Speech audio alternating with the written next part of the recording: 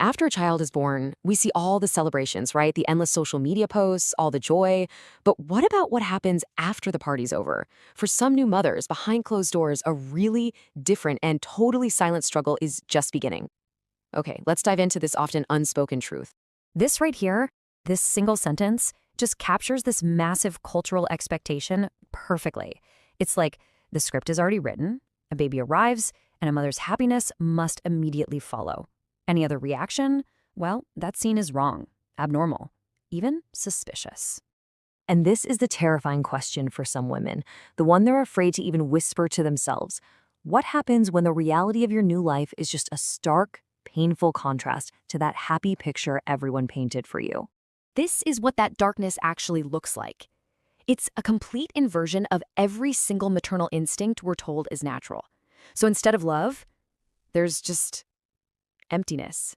Instead of bonding, there's irritation. It is so frightening, so confusing, and because of the stigma, it's a battle that's fought in almost complete isolation.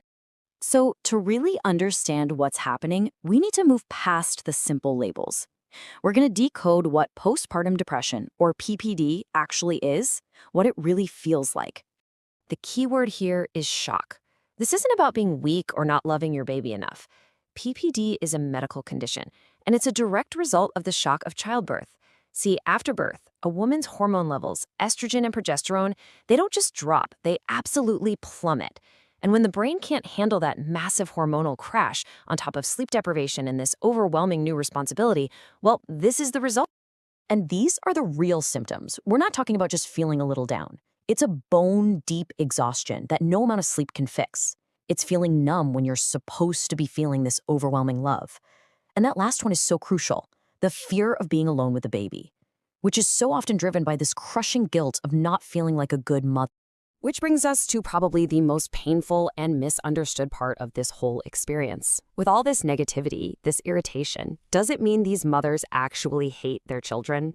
The answer, and this is so important, is a clear and absolute no. The emotion isn't hate, it's resentment. And it's not truly directed at the child as a person, but at what that child has come to symbolize. And this right here is the source of that resentment. Think of it like a scale. On one side, you've got these huge, profound losses. Your freedom, your sleep, your very identity. On top of that, you might have new financial pressures or feel emotionally neglected by your partner. Now, in a healthy state, the brain kind of balances all these huge sacrifices with an overwhelming feeling of love.